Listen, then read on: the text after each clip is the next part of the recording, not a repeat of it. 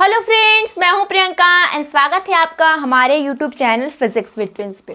तो जैसा कि आप जानते हैं कि हम बीएससी सेकेंड सेमेस्टर के फिजिक्स को स्टार्ट किया था हम लोगों ने, और उसका फर्स्ट यूनिट पढ़ रहे थे और उसका 3 लेक्चर हो गया था और आज चौथा लेक्चर है।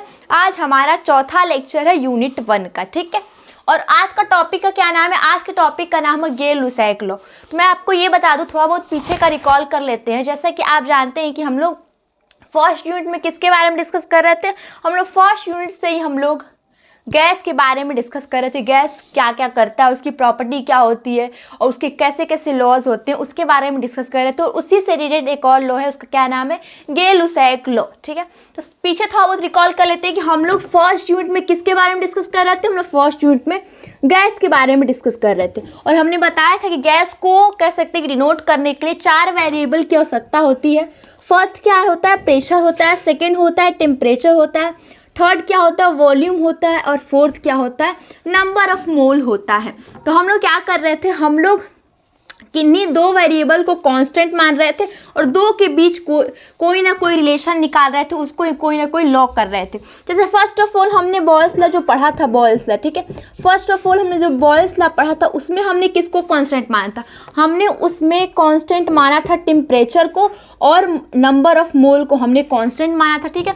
टेम्परेचर और नंबर ऑफ मोल को कांस्टेंट माना था और प्रेशर और वॉल्यूम में कोई रिलेशन निकाला था, उसे हम क्या कहते हैं? बॉयल्स लॉ कहते हैं। अब सेकंड हमने क्या देखा था? सेकंड में हमने देखा था कि हमने किसको किसको कांस्टेंट माना था, उसको क्या कहते हैं? उसको तो कहते हैं चार्ल्स लॉ, ठीक है।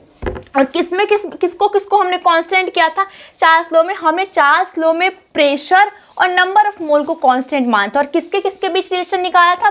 टेम्परेचर और वॉल्यूम के बीच। यानी किसको कांस्टेंट माना था? और कांस्टेंट हम देखिए तो हमने प्रेशर और नंबर ऑफ मोल को क्या माना था? कांस्टेंट माना था चार्ल्स लॉ में। तो उसके बाद जो 2 वेरिएबल बचे टेम्परेचर और वॉल्यूम, उसके बीच हमने रिलेशन निकाला था चार्ल्स लॉ में। आज हम पढ़ेंगे थर्ड, जिसका नाम है गे-लुसैक लॉ, जो कि आपका हेडिंग के रूप में लिखा हुआ है। तो इसमें हम क्या करेंगे? इसमें भी हम किन्हीं 2 वेरिएबल को कांस्टेंट मानेंगे और 2 वेरिएबल के बीच हम लोग क्या निकालेंगे? कोई ना कोई रिलेशन निकालेंगे। तो पहले देख लेते हैं कि हमें गे-लुसैक लॉ में किसको किसको कांस्टेंट मानना है। तो हमें गे-लुसैक लॉ में हमें एक वॉल्यूम को कांस्टेंट मानना है और एक नंबर ऑफ मोल को कांस्टेंट मानना है। आपको एक चीज़ याद रखना है कि नंबर ऑफ मोल सब में कांस्टेंट रहेंगे। उसके बाद बारी बारी देखिए, इसमें टेम्परेचर कांस्टेंट है, इसमें प्रेशर कांस्टेंट है और इसमें देखेंगे गे-लुसैक लॉ में तो उसमें वॉल्यूम कांस्टेंट है और नंबर ऑफ मोल सब में कांस्टेंट रहेंगे। एक मैं आपको ट्रिक बता दूं, गे-लुसैक लॉ में क्या कांस्टेंट रहेगा, इसको याद करने का ट्रिक। जैसे गे से क्या, यानी कि क्या किससे स्टार्ट है? जी से। और जी यानी कि क्या लिख सकते हैं आप? गाँव। और वॉल्यूम किससे स्टार्ट होता है? वी से स्टार्ट होता है। और उसको क्या लिख सकते हैं? आप लिख सकते हैं विलेज। तो आपको एक चीज़ याद हो जाएगी, गे-लुसैक लॉ में कौन सी चीज कांस्टेंट रहती है? वॉल्यूम कांस्टेंट रहती है, ठीक है। तो ये याद करने का ये ट्रिक है। गे-लुसैक से जी से याद करेंगे और वॉल्यूम से क्या याद करेंगे? विलेज, ठीक है। तो इसलिए आपको याद रखना है गे-लुसैक लॉ में जो थर्ड हम लोग आज पढ़ने वाले हैं, गे-लुसैक लॉ, ठीक है। इसमें हमें किस किस को कांस्टेंट रखेंगे? इसमें हम लोग वॉल्यूम को कांस्टेंट रखेंगे और नंबर ऑफ मोल को कांस्टेंट रखेंगे। यानी कि वॉल्यूम और नंबर ऑफ मोल को कांस्टेंट रख लिया। तो उसके बाद जो 2 वेरिएबल बचे, कौन से? एक प्रेशर, एक टेम्परेचर। यानी हम कह सकते हैं कि हम लोग गे-लुसैक लॉ में किसके किसके बीच रिलेशन रहता है? वो रहता है प्रेशर और टेम्परेचर के बीच में, ठीक है। तो ये तो हम पीछे कुछ जो बातें थी उसको रिकॉल भी किया और याद भी किया कि किस किस चीज़ें में क्या क्या कांस्टेंट रहता और क्या क्या रिलेशन निकलता है। यानी कि आपको याद रखना है गे-लुसैक लॉ में हमें किस किस के बीच रिलेशन निकालना? हमें प्रेशर एंड टेम्परेचर के बीच रिलेशन निकालना है, बिकॉज हमने जो वॉल्यूम है उसको कांस्टेंट माना है, नंबर ऑफ मोल को भी कांस्टेंट माना है। तो हमने यहाँ पे लिख दिया किस किस के बीच में? प्रेशर एंड टेम्परेचर, ठीक है। टेम्परेचर को हमने क्या इन लोगों के बीच हमें क्या निकालना है? हमें निकालना है रिलेशन। और हमने किसको किसको कांस्टेंट माना है? इसमें हमने वॉल्यूम को कांस्टेंट माना है, नंबर ऑफ मोल सब में कांस्टेंट रहता है। और वॉल्यूम कैसे हो जाएगा? जी से क्या होता है? गाँव। और कह सकते हैं वॉल्यूम का जो वी है उससे हो सकता है विलेज, ठीक है। तो अब चलते हम रिलेशन निकालते हैं। तो क्या कहता है गे-लुसैक लॉ? इसको पहले देख लेते हैं। गे-लुसैक लॉ हमें क्या कहता है? पहले हम स्टेटमेंट लिख लेते हैं, उसके बाद मैं आपको समझा दूंगी को क्या कहता है गे-लुसैक लॉ, ठीक है। तो क्या कहता है कि eight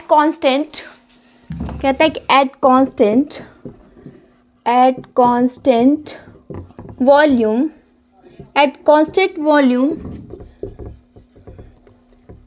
at constant volume the pressure of fixed amount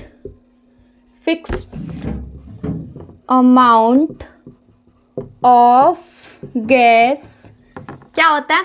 At constant volume the pressure of fixed amount of gas is directly proportional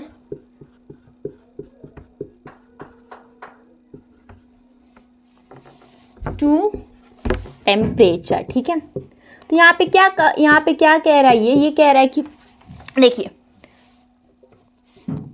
eight constant volume, जैसे हमने पहले बताया कि वॉल्यूम क्या होता है? कांस्टेंट रहता है. At constant volume the pressure of fix amount of gas, यानी किसी गैस का जो प्रेशर होता है किसी फिक्स अमाउंट, यानी फिक्स अमाउंट यहाँ पे इसका मतलब क्या कहा जा रहा है कि नंबर ऑफ मोल कांस्टेंट है.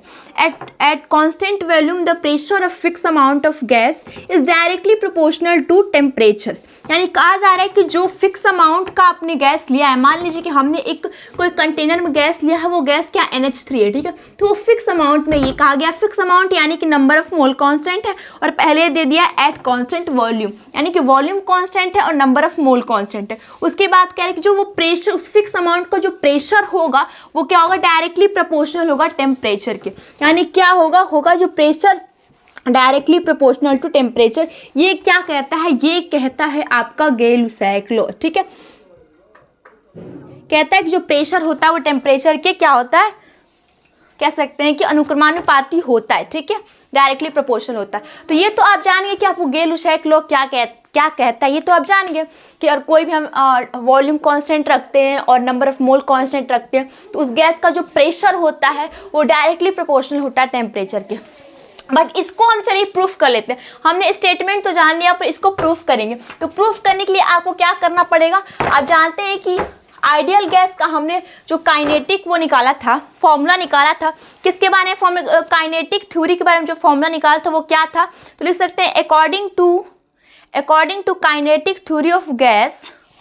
लिखते हैं कैसे इसको प्रूफ करेंगे. प्रूफ करने के लिए आ सकता है, कहेंगे according to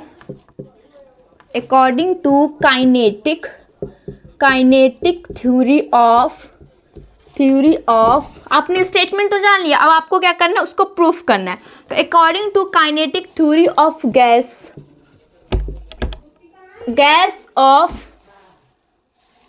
according to kinetic theory of gas of an ideal gas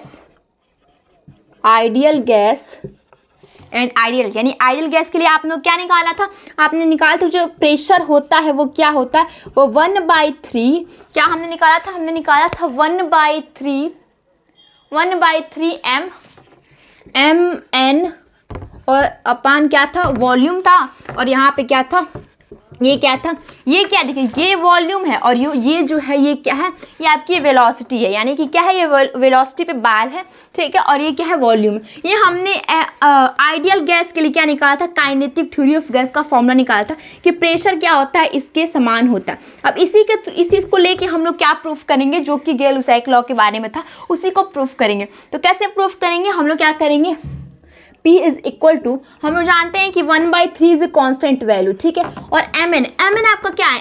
n क्या है? नंबर ऑफ मोल है, और जो m है वो क्या? 1 मोल का कह सकते हैं कि मास है. यानी दोनों को m और n को हम मिला लें तो हम कह सकते हैं जितनी गैस की मास होगा, कि जितनी गैस की वैल्यू होगी वो क्या होगी? मतलब गैस कितना है वो चीज़, मतलब कह सकते हैं कितने उसमें मॉलिक्यूल्स हैं, सब मिला के उसको हम mn कह सकते हैं. यहाँ पे m क्या दर्शा रहा है? एक मॉलिक्यूल का मास दर्शा रहा है. तो उसमें n अगर मॉलिक्यूल है तो n मॉलिक्यूल को अगर m से इंटू कर देंगे, यानी उस कंटेनर में जितना गैस भरा है उसको ये क्या कर रहा है? दर्शा रहा है. तो 1/3 इज कांस्टेंट वैल्यू. हमने mn यानी कि क्या है? नंबर ऑफ मोल है, और नंबर ऑफ मोल हमने क्या पहले ही माना है? गै-लुसाक लॉ में कांस्टेंट रहता है.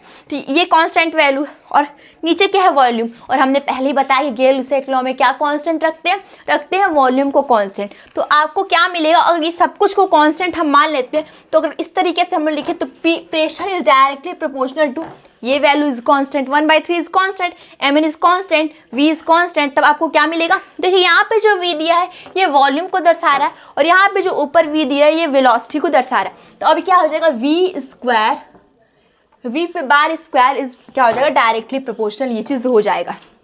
अब हमें क्या करना है, इसको हमें क्या लेके आना है, हमने जो अभी प्रूफ जो हमने अभी देखा था गेल-लुसैक लॉ में क्या था, p directly proportional to t, यही हमें लेके आना है। तो इसको कैसे हम लोग लेके आ सकते हैं, हम लोग इसको ऐसे लेके आ सकते हैं। हम लोग चलिए एक लाइन इसको लिख लेते हैं, ये लिख देते हैं कि we know mn and v is constant. ये क्या है, कांस्टेंट है। हम जानते हैं कि किसमें कांस्टेंट होता है गेल-लुसैक लॉ में, तो उसको प्रूफ करने के लिए हमने इस सम को कांस्टेंट मान लिया। उसके बाद हम आगे लिख लेते हैं, ठीक है। ऊपर थोड़ा सा इरेज कर लेते हैं और लिख लेते हैं, क्या लिखेंगे P इज इक्वल टू, यानी pressure is equal to 1/3 mn constant है, तो सबको कांस्टेंट मानेंगे तो डायरेक्टली प्रोपोर्शनल टू हम लोग क्या लिख सकते हैं, v स्क्वायर। और आपने जब काइनेटिक थ्योरी ऑफ गैसेस पढ़ा होगा या फिर आपने जो चार्ल्स लॉ पढ़ा होगा, उसमें आपने देखा होगा कि जो T होता है एंड जो टेम्परेचर होता है वो क्या होता है, डायरेक्टली प्रोपोर्शनल टू होता है वेलोसिटी, यानी कि मीन वेलोसिटी, ठीक है। इसको क्या कहते हैं, मीन वेलोसिटी कहते हैं। तो इसको आपने चार्ल्स लॉ में पढ़ा होगा, तो कह सकते हैं चार्ल्स लॉ, ठीक है। इसको आपने किस में पढ़ा होगा, चार्ल्स लॉ में पढ़ा होगा, ठीक है, ये आपने पढ़ा हो। तो अब इन दोनों को हम लोग कंपेयर करें, कौन किसके ये दोनों का राइट हैंड साइड कह सकते हैं कि बराबर है, तो लेफ्ट हैंड साइड भी बराबर हो जाएगा, यानी कि P is directly proportional to क्या हो जाएगा, T, यानी pressure is directly proportional to temperature, और यही गेल-लुसैक लॉ कहता है, ठीक है। तो यही आपको प्रूफ करना था। पहले आप स्टेटमेंट जानेंगे, फिर आपको क्या करना है, प्रूफ करना है, ठीक है। स्टेटमेंट क्या कहता है, स्टेटमेंट कहता है कि नंबर ऑफ मोल और वॉल्यूम को हम लोग कॉन्स्टेंट रखेंगे तो प्रेशर और टेम्परेचर क्या होगा, एक दूसरे के कर सकते हैं कि अनुक्रमानुपाती होगा, ठीक है। अब हम इसको क्या करेंगे, इसको आप इस तरीके से लिख सकते हैं, इसको जब आप अनुक्रमानुपाती का साइन हटाएंगे तो आपको कोई कांस्टेंट वैल्यू मिलेगी। तो बहुत समय हमने जो कांस्टेंट वैल्यू मानी थी वो K1 मानी थी, चार्ल्स लॉ में जो हमने कांस्टेंट वैल्यू मानी थी वो K2 मानी थी, तो हम जो गेल-लुसैक लॉ में कांस्टेंट वैल्यू मानेंगे वो K3 मानेंगे और यहाँ पे लिख देंगे T, ठीक है, ये मान लेंगे। और आप फिर क्या कर सकते हैं, इसको ऐसे लिख सकते हैं P/T is equal to K3 भी कह सकते हैं, ठीक है। इसको ऐसे लिख सकते हैं या फिर इसको आप ऐसे भी लिख सकते हैं P/T is equal to constant, ठीक है। तो आपने गेल-लुसैक लॉ का स्टेटमेंट भी जान लिया, उसको प्रूफ भी कर लिया, पर लाइफ के एग्जाम्पल समझते हैं कि कैसे पॉसिबल है अगर हम वॉल्यूम को और इसको नंबर ऑफ मोल को कांस्टेंट रखते हैं तो कैसे हमारा प्रेशर और टेम्परेचर क्या होता है, एक दूसरे के अनुक्रमानुपाती होता है, डायरेक्टली प्रोपोर्शनल होता है। तो यही क्या होता है, यही होता है आपका गेल-लुसैक लॉ। इसको चलिए अब थोड़ा सा लाइफ के एग्जाम्पल समझते हैं। आप देखेंगे आपको इस चीज़ से देख एक चीज़ तो समझ में आ रहा है कि अगर प्रेशर बढ़ेगा तो टेम्परेचर भी बढ़ेगा, या अगर टेम्परेचर बढ़ेगा तो प्रेशर भी बढ़ेगा, अगर किसी भी कह सकते हैं कि किसी भी चीज़ का अगर वॉल्यूम कांस्टेंट हो तो, ठीक है। तो वही चीज़ आप लाइफ के एग्जांपल से ये समझ सकते हैं कि गर्मियों के दिन में क्या होता है कि जो टेम्परेचर होता है वो हाई होता है, बहुत ज़्यादा होता है, उस वजह से किसी भी चीज़ में जो अगर वॉल्यूम कांस्टेंट है तो वहाँ प्रेशर बढ़ेगा बाय गेल-लुसैक लॉ। तो आप टायर में देख सकते हैं गर्मियों के दिन में क्या होता है कि टेम्परेचर बहुत ज़्यादा बढ़ता है, तो उस वजह से टायर में का क्या होता है, प्रेशर भी बढ़ जाता है, इस वजह से जो टायर होता है वो क्या होता है, फूल जाता है, ठीक है। टायर आप गर्मियों के दिन में देखेंगे कि जो टायर होता है वो फूल जाता है। क्यों फूल जाता है, क्योंकि टेम्परेचर बढ़ता है तो उसमें प्रेशर बढ़ता है, और प्रेशर बढ़ता है इस वजह से क्या होता है, गर्मियों के दिन में टायर फूल जाता है।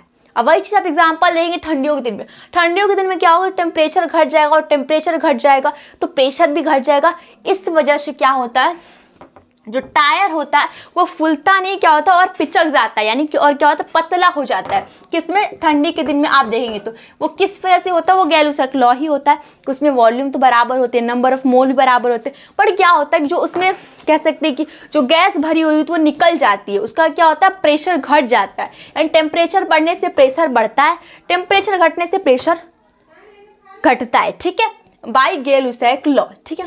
तो यही हमें समझाना था क्यों गर्मियों के दिन में और क्यों ठंडियों के दिन में क्यों टायरों के साथ ऐसा होता है, तो उसका रीज़न है गेल-लुसैक लॉ। आप किसी को समझा सकते हैं कि गेल-लुसैक लॉ की वजह से ही होता है कि आपका गर्मियों के दिन में टायर फूल जाते हैं और ठंडियों के दिन में टायर पिचक जाते हैं। तो यही था गेल-लुसैक लॉ। होप आपको वीडियो अच्छी लगी होगी, और वीडियो अच्छे से समझ में आया होगा तो वीडियो को लाइक कीजिएगा, चैनल को सब्सक्राइब कीजिएगा, और कॉमेंट करना मत भूलिएगा, और शेयर करना भी मत भूलिएगा। तो मिलते हैं नेक्स्ट लेक्चर में नेक्स्ट टॉपिक के साथ। बाय।